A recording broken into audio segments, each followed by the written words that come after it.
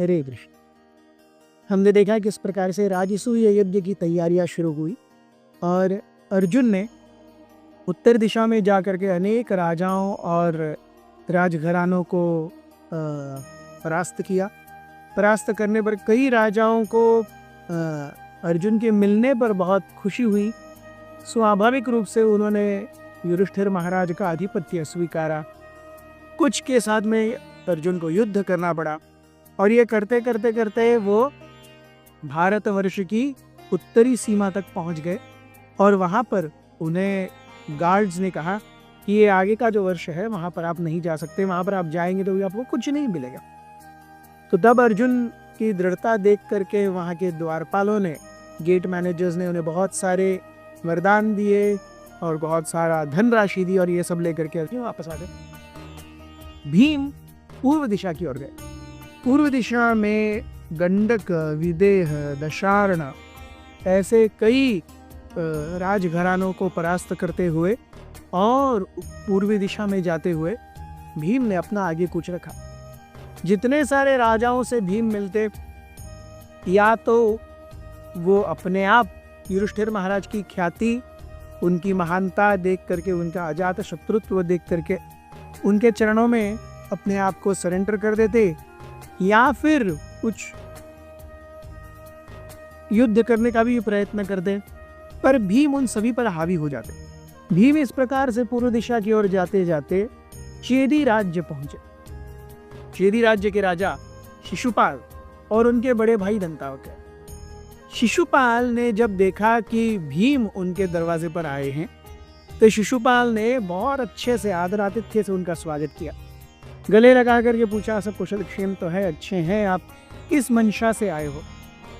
भीम ने जब बताया कि युधिष्ठिर महाराज राजसूय यज्ञ की तैयारी कर रहे हैं और मैं उनके सेनापति के रूप में हर जगह घूम रहा हूं और राजाओं को निवेदन कर रहा हूं कि आप युधिष्ठिर महाराज का आधिपत्य स्वीकार करें।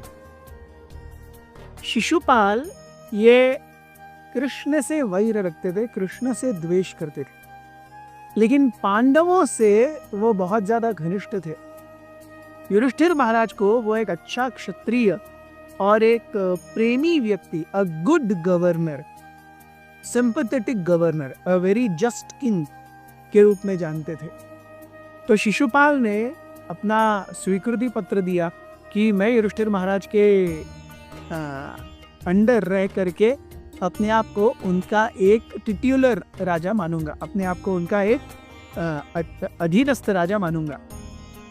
इसके साथ में उन्होंने बहुत सारे हीरे जवाहरात, सोना, चांदी, माणिक इत्यादि बहुत कुछ दिया भीम को। भीम अपने मित्र कह सकते हैं एक तरीके से। भीम ने उन्हें अपना मित्र नहीं माना क्योंकि वो जानते थे कि वो कृष्ण से द्वेष करते हैं। बट वहां पर 30 दिन भीम रहे और 1 महीना रहने के बाद वो आगे चले गए। आगे जा करके भी कई सारे राज्य और राजघरानों से, जैसे कुमार, कौशल, अयोध्या, इन सब से युद्ध करते हुए, उन्हें परास्त करते हुए भीम मत्स्य और मालव राजाओं के प्रदेशों में गुजरे, राज्यों में गुजरे। ये सारे राजा और राज्य इतने समृद्ध थे, इतने शक्तिशाली थे कि और उन्हें अपने शक्ति और सामर्थ्य का गर्व भी था। हालांकि युधिष्ठिर महाराज को वो अपना सहोदर या अग्रज मानते थे, हाँ हमें उनकी सेवा करनी चाहिए, फिर भी because of that pride, you can't just walk over us. They offered a stiff resistance. लेकिन भीम ने उन सबको परास्त कर दिया। अंत में everyone agreed कि युधिष्ठिर महाराज ने राजसूय करना चाहिए और राजसूय में हम आकर के बहुत सारा कर भी देंगे।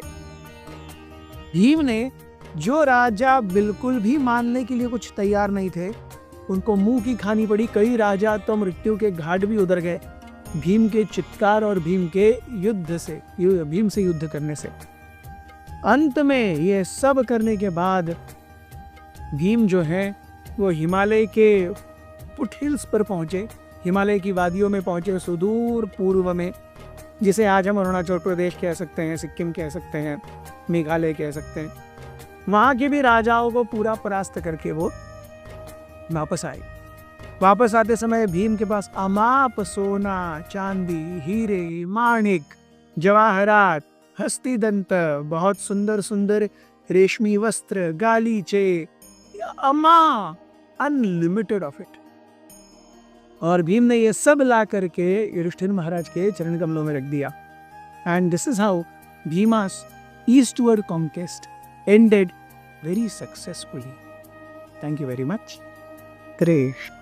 अथ श्री महाभारत कथा।